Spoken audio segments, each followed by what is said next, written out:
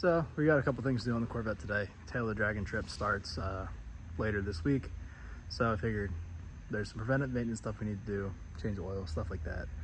I made the worst trade deal in history, and I got a set of C6Z sway bars. Right here, they've been sitting out here for a little bit.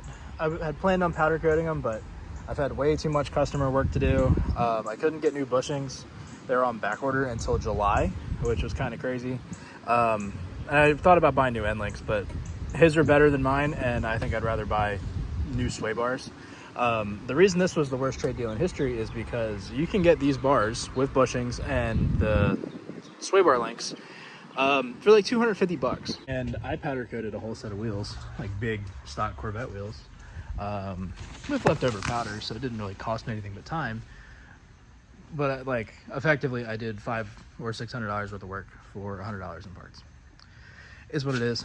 If nothing else, the wheels look cool. And since it was a freebie job, I didn't do the barrels on all of them. I was running out of material, had to make it last. They'll be fine, but yeah, they look pretty cool. The other thing we're gonna do is I've needed to put an alternator on this car for like 4 years. And that might sound crazy because usually when they go bad, they go bad. This one will randomly start charging at like 11 volts with like everything off, like no AC, no lights, no anything. And the car still ran, never died, never did anything. And I bought an alternator originally when I did the engine build, and it accidentally got sent back, and I never bought a new one. So I finally got a new one. We're gonna put that on. I think that may have something to do with some of the run quality issues I have, because your injector voltage is based on alternator voltage, you know, those kind of things. And if we're gonna drive 10 hours to Tennessee, a questionable item like that is probably good to replace. And the other thing I wanted to do is pull the valve covers. I wanted to repowder coat them for a while, but same thing, I've been way too busy with other people's stuff to get to my own stuff. So we're gonna live with the yellow I did like 3 years ago for a little longer. But since I did this engine myself, I want to check the valve guide wear for a couple reasons. I did change push rod length because I have aftermarket heads. I want to verify that that was correct.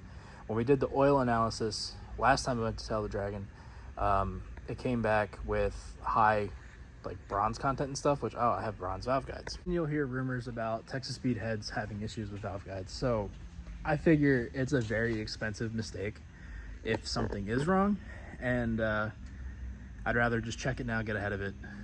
It's a $12 valve cover gasket to pull both valve covers and do the little wiggle test. It's not a big deal. The alternator's already off, so it's literally like 10 volts to do it. I'm not stressed about it, but it seems like a good idea. And the other thing is, the first engine I ever built blew up because I had a few valve train issues that I didn't really know about, kind of an ignorance thing. And yeah, shit went boom, and it was extremely expensive. So we're not gonna do this to that engine. And just for giggles, we're gonna test fit these things and see what kind of lips and barrels I'm gonna have to order to get them to fit. And if it's too much, then we're gonna sell these, probably fix them and sell them. Somebody else can enjoy them in their current size. I found a set of Ford Stars that will fit with the wide body. They're made for a wide body C5, and I kind of like them. And they're significantly cheaper than buying 4 lips and barrels and powder coating those faces and cleaning the hardware up, etc., etc. But let's get to it. I might throw my side skirts on today too. We'll see. I mocked the rear up in the front just to see, and I don't know. I think it might be a little too wide. I'm curious what it'll fit like if I take the front face and put it in this rear lip and barrel. That might be perfect fitment, and then I just have to re-lip the back.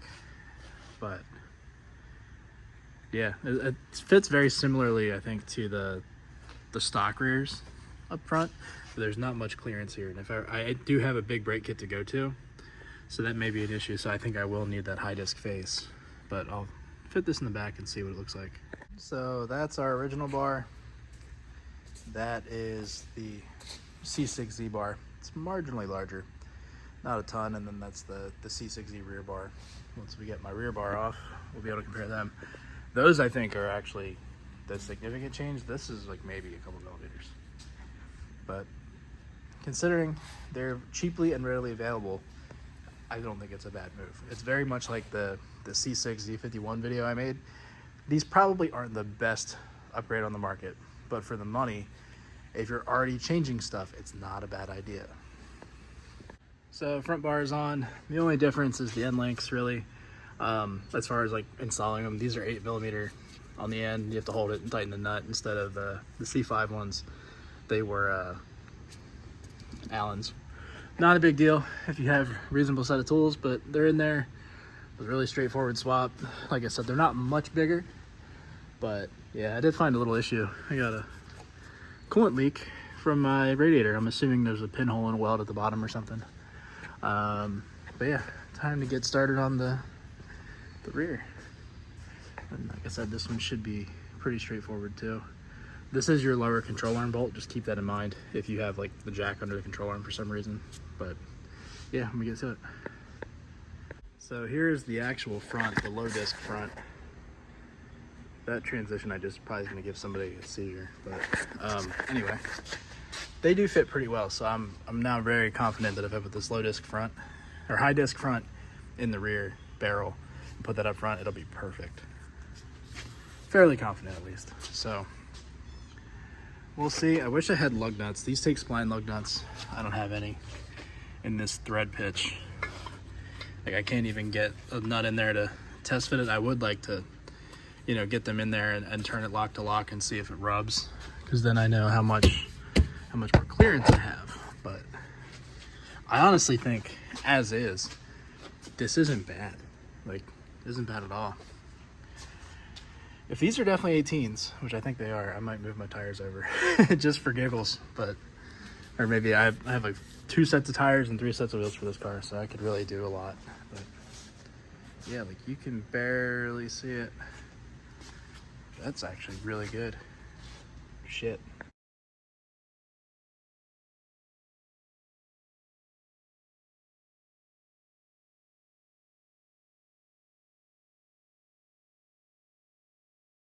So I kind of got in the zone. Old alternator's out.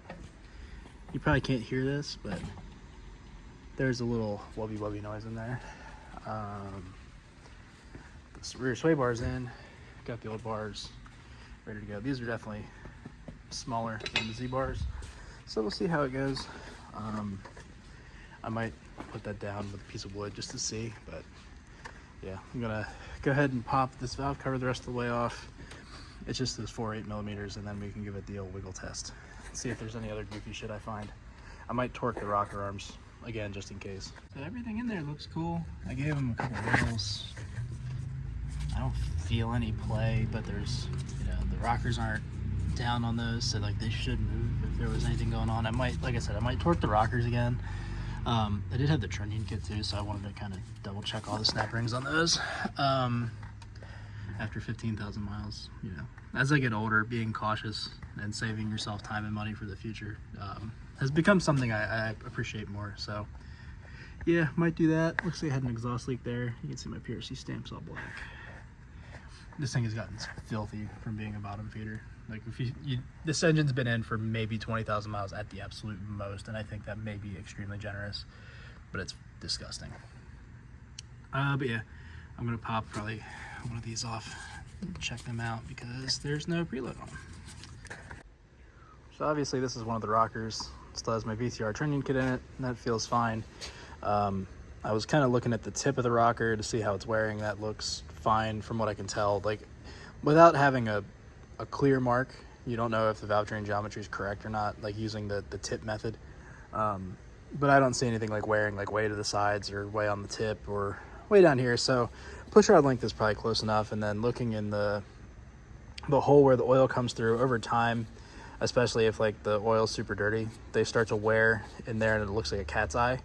Like it's got like a slot in it. So this one looks good too.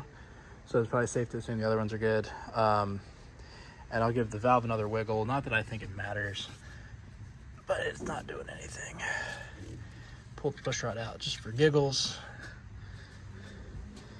It looks fine, right? That end's fine. This end has some wear as you'd expect, but it's rotating freely because it's wearing all the way around. So that's all good.